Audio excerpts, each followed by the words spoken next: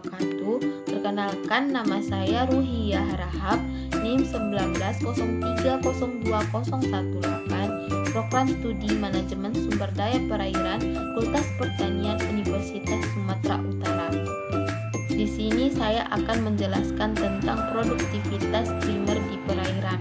Mengapa saya mengambil materi produktivitas primer di perairan? Karena dari semua materi yang paling menarik menurut saya adalah materi tentang produktivitas primer di perairan. Produktivitas primer adalah laju pembentukan senyawa-senyawa organik yang kaya energi dari senyawa-senyawa anorganik. Umumnya, produktivitas primer dianggap sebagai padanan fotosintesis, walaupun sejumlah kecil produktivitas dapat dihasilkan oleh bakteri kemosintetik.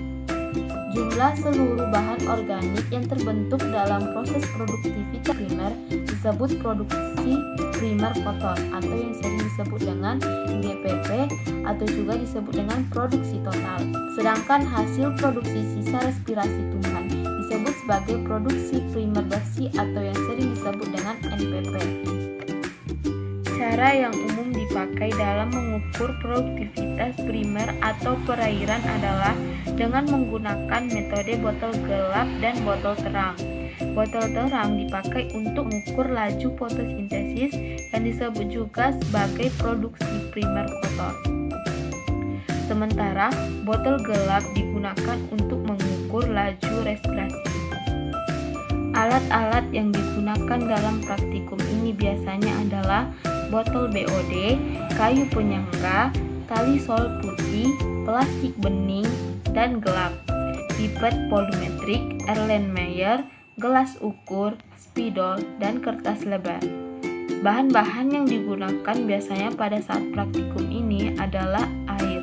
Contohnya yang diinkubasi dan reagen untuk analisis DO, MnSO4, NaOH, Ki, H2SO4, amilum, dan natrium tiosulfat. Langkah-langkah dalam praktikum produktivitas primer ini adalah yang pertama yang harus dilakukan adalah siapkan sedikitnya 7 botol standar BOD dengan size 300 ml. Satu dari botol tersebut dilapisi plastik gelap, 2 botol dengan 2 lapis plastik putih, botol terang dan botol inisial. Kemudian, memasukkan air sampel ke dalam botol BOD tersebut. Botol BOD yang digunakan untuk kelompok 1 adalah botol terang. Air sampel diambil pada satu titik dengan hati-hati agar tidak terjadi gelembung udara. Selanjutnya, botol BOD tersebut diinkubasi selama 4 jam dalam kolam dengan posisi botol BOD horizontal dan tenggelam dalam air kecuali pada botol inisial yang langsung dilakukan analisis DO-nya.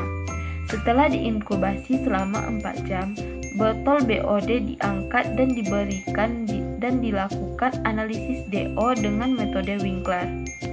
Setelah itu, tambahkan 2 ml H2SO4, kocok dengan cara yang sama hingga semua endapan larut.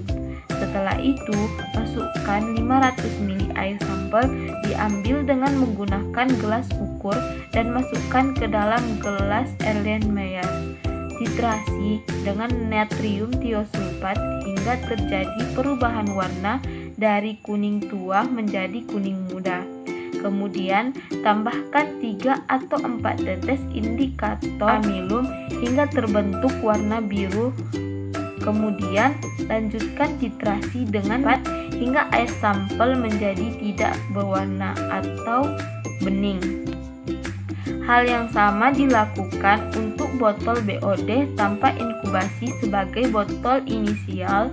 Perubahan volume natrium tiosulfat yang dipakai dicatat sebagai volume titran yang terpakai.